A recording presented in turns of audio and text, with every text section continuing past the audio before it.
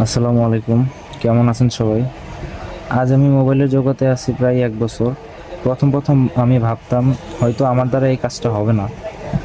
বারবার আমার মন ভেঙে যেত, কিন্তু আমি আবারও চেষ্টা করি। ভাবলাম আমি এর শেষ দেখে ছাড়বো। আস্তে আস্তে আমার ধৈর্যের ফল মিঠা হতে থাকলো। এখন আমার মোটামুটি সব কিছুর উপরই ধারণা আছে, আলহামদুলিল্লাহ। তবে আজকে আমার ভিডিওটা বানানোর উদ্দেশ্য হলো, আমি গতকাল একটা হোটেলে গেছিলাম নাস্তা করতে।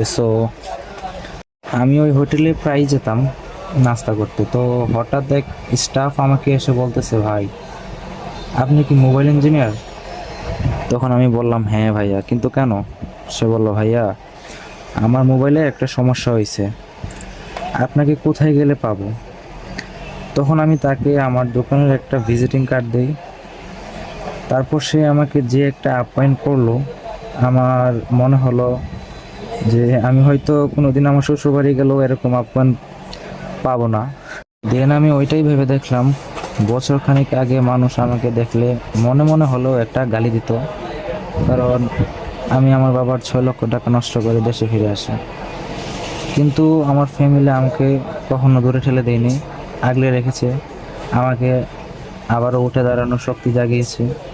তাই আমি আজ এই জায়গায়। আমি শেষমেশ আপনাদের কাছে একটা কথাই বলবো, সেটা হচ্ছে আহ, কাজ শিখেন, যে কোনো কাজ শিখতে পারেন, তাহলে দেখবেন বিদেশের টাকা বাংলাদেশে ইনকাম করতে পারতেছেন। তো সকলে ভালো থাকবেন। আল্লাহ হাফেজ।